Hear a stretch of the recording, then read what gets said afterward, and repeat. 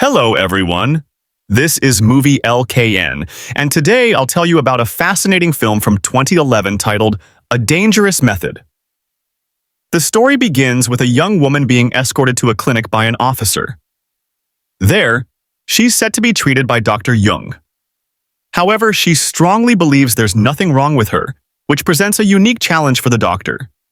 Dr. Jung proposes a daily checkup, with the condition that she sits facing away from him and doesn't turn around under any circumstances.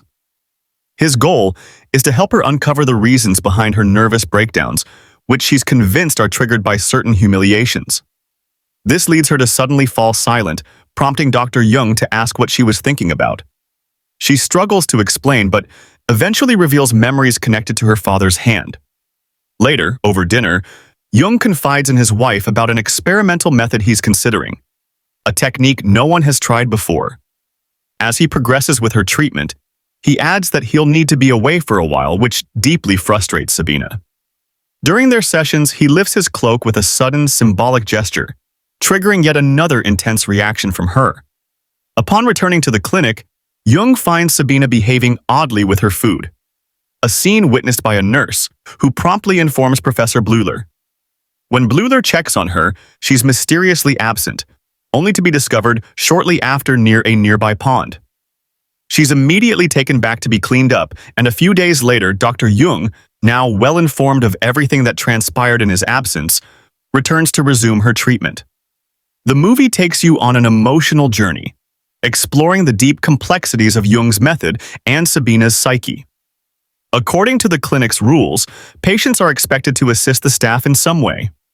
Dr. Jung suggests that Sabina become his assistant, and since she has a deep love for medicine, she's thrilled by the idea. They begin her first treatment that day, as Jung leads her through a series of questions designed to continue her therapy. These discussions spark intense reactions in her, along with stories from her past. 2 years later, they visit Freud to discuss their psychoanalytic findings, much of which involves Sabina's own intriguing insights. Freud is fascinated by her thoughts, attributing them to what he calls a Russian quality. He mentions that their work may face opposition from the medical community and even speculates that, a century from now, their methods might still be controversial. The following day, Jung reflects on his meeting with Freud, admitting it was remarkable yet cautioning that Freud's presence can be overwhelming, almost stifling to the ideas of those around him. Jung notes that Freud's followers seem to have lost their individuality. Back at the clinic, Jung and Sabina continue their discussions, unaware that Freud has sent a special guest to observe Jung's work and potentially disrupt his research. This guest subtly attempts to manipulate Jung's thoughts, especially regarding his approach to patients. In a surprising twist, the next day, the guest decides to kiss Jung while adding hints of Sabina's address, nudging him toward unconventional ideas. This experience prompts Jung to consider his beliefs and wonder if he might be convinced of new principles. He feels a strong fear of becoming vulnerable to influence, especially on matters like monogamy.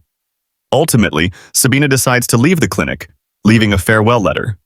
Driven by her departure, Jung realizes he has crossed the boundaries he once set for himself.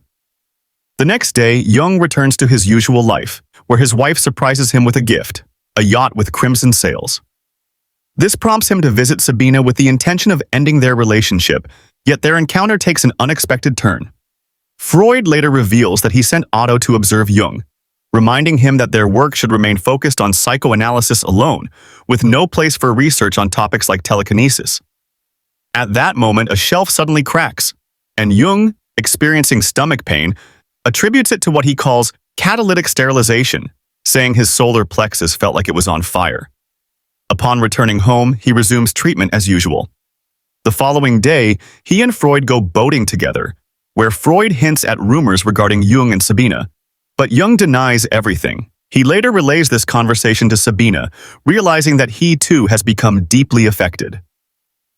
During dinner, his wife admits to sending anonymous letters hinting at his relationship with Sabina, including one that reached Sabina's mother. Distressed, Jung calls Sabina and vows to only see her within the confines of his office. This conversation ends with Jung accidentally injuring himself. That evening, Sabina writes a letter to Freud, who later replies to Jung, asking him to confirm whether its contents are true. Jung assures Freud that the kindness he showed Sabina grew into something more and expresses his hope for Freud's support. Days later, Freud writes back to Sabina, stating he believes Jung would not act in such a way, though this decision causes Sabina great distress. She returns to Jung one final time as he prepares to leave the field of medicine altogether. But Sabina has one last request. She asks Jung to write to Freud once more and explain everything honestly, as she wants to be his patient again. 3 days later, Freud receives another letter with Jung's full confession. Despite the revelations, they depart together for America.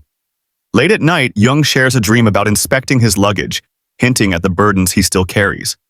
He noticed a man dressed in an old imperial uniform, but there was a problem. Another passenger told him no one was actually there. Perhaps he had seen a ghost, suggesting that his dream was somehow linked to something greater. In the past, they exchanged ideas freely, yet now things felt entirely different. Freud, in response, admitted he'd had a dream as well, but wouldn't share it, fearing it might weaken his authority. When the ship finally docked in America, Jung felt optimistic, as though they were bringing new ideas to a fresh land. But back in Switzerland on September 25, 1910, Sabina visited Jung with her dissertation, precisely aligned with his current research needs. Jung admitted that since leaving the clinic, he'd been overwhelmed with clients, but would make time for her work. All Sabina truly wanted, however, was the opportunity to work alongside him. Jung recognized the risk, but felt confident they could handle it. The following Tuesday, they met again, discussing theories that challenged Freud's ideas. In the weeks that followed, Sabina completed her studies and received her diploma, though she was still unsure where she wanted to go next. For now, a world of possibilities awaited her. Jung had completely changed and begged Sabina not to leave. 2 years later, on April 17, 1912, Freud was discussing Sabina's work, which was gaining attention in various circles. He admitted that her ideas intrigued him, although he was shocked to see references to Christ in her writing, feeling this was out of place in a scientific paper. Freud noted that Jung could never be his successor precisely because of what he called cheap mysticism. Jung's actions following his betrayal of Sabina had led Freud to consider him dead in his eyes. Nonetheless, Freud offered Sabina a few of his own patients. A few days later, during a business meeting, Freud became unwell, and that evening, Jung sent him a letter expressing his resentment, accusing Freud of seeing himself as a god. Freud immediately responded, firmly denying this and formally ending their so-called friendship. On July 16, 1913, Sabina visited Jung's family, finding him completely withdrawn from the world, refusing new visitors and struggling to find purpose. In the years that followed, their lives took different paths. Jung passed away in Berlin in 1919 from starvation. Freud, having been exiled by the Nazis, died of cancer in 1939, and Sabina returned to Russia to teach medicine. She passed away in 1941. And that's the story. Thank you for watching with Kinohod. We're curious. What are your thoughts on this film? Share your thoughts in the comments or recommend something interesting for us to review. We'll see you soon. Take care.